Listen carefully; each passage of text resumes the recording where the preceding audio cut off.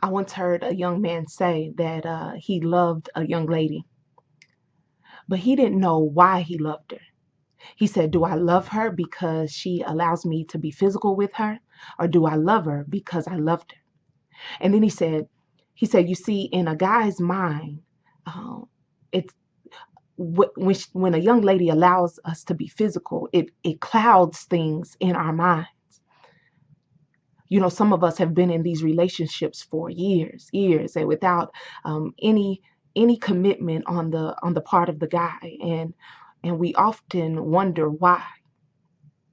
Could it be that his mind is just a little clouded?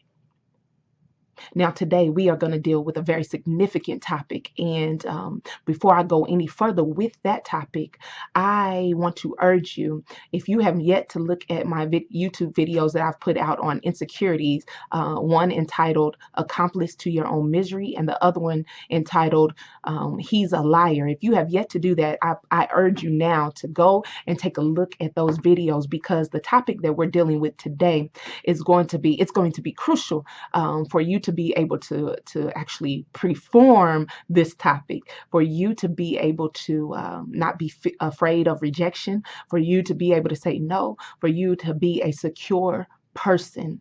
And so I want you to go ahead and take a look at those videos. If you haven't yet, just search my YouTube page. It's for Pastor Rebecca Davis, and go ahead and do that now. But if you have seen those, I want to go ahead and move forward at this time. So today's topic is boundaries. Now, boundaries are crucial because, again, a lot of us have been in these relationships, we have been, or we're in one now, where we have put all control, put the entire ball in the guy's court.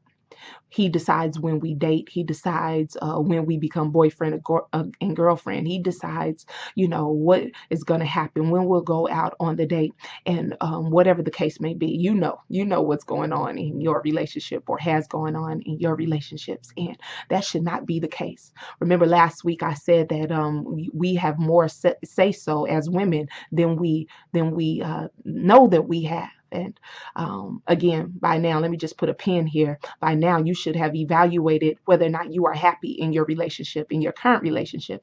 You should have also evaluated whether or not your actions have exceeded your level of commitment. Now, again, back to boundaries. A boundary is defined as a line that marks the limits of an area. A line that marks the limits of an area. Now, when's the last time you have established a boundary for your personal space? And I want to make sure that physical boundaries aren't the only thing that is crucial. Also, emotional boundaries, because for most women, the reason why physical boundaries are crossed is because emotional boundaries have been crossed. You see, normally when we like a guy, from day one, we're all in. And we want to be the perfect girlfriend. We want to be the perfect friend. We make his plates. We pack his bags. We do anything and everything just to let him know that we are available and willing, and that we like him, and that we are there for him. And it goes just with our nature. We're nurturing. We're caring. We love hard, and nothing is wrong with that. But everything has to be done in its proper context. And so boundaries have to be established. And so I'm going to give a principle today, but I want us to go back to using that ancient word, no. Okay. I want us to get used to that in your own home. I want you to practice that in your mirror, saying no. And that word works not just in the dating relationship, but also in other relationships, where we just learn how to tell people no and be okay with that. Now, here's the principle. A woman should never give more than a guy. We should give just as much or a little less than him. Okay?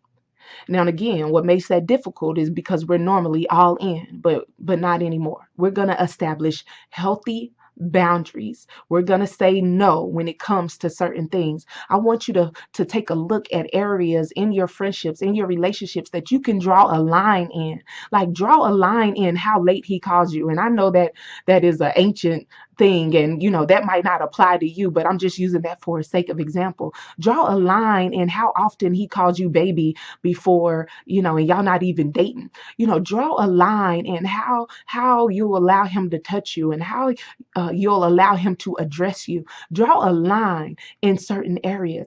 And at the end of the day, and here's where security comes in, you have to be okay with what happens as a result of you drawing a line. Now, you have to be okay with that. You have to be okay that you might lose this guy if you tell him that, you don't want this to happen like this anymore. You have to be okay with that and secure enough in your decisions that you will be okay. And I have to tell you that at the end of the day, he'll respect you more. Y'all might not end up together, but he'll respect you more. And again, at the end of the day, you have lost absolutely nothing. You have not wasted the emotional energy that you usually waste. You have not wasted the time that you used to waste. Because I want to be clear that a lot of us don't have 3 more years to waste on a relationship that goes absolutely nowhere. So listen, you got to dial back a little bit. Give just as much or a little less. Don't give more. Okay, until the appropriate time comes, until you become his wife. Listen, y'all can tell that I'm very passionate about this thing, because I believe the boundaries are crucial for the healthiness of our relationships and our friendships. And somebody said, I got to close with this. Somebody said to me the other day, they said, if we dated right, then more marriages would be happier. And I said to them, I said, I agree. But I also think if we date right, if we put healthy boundaries, if we hold each other accountable, if we do these necessary things, I think that more of us would actually end up married. Why don't you think about that? Next week, we're going to be dealing with the topic of accountability. Until then, God bless.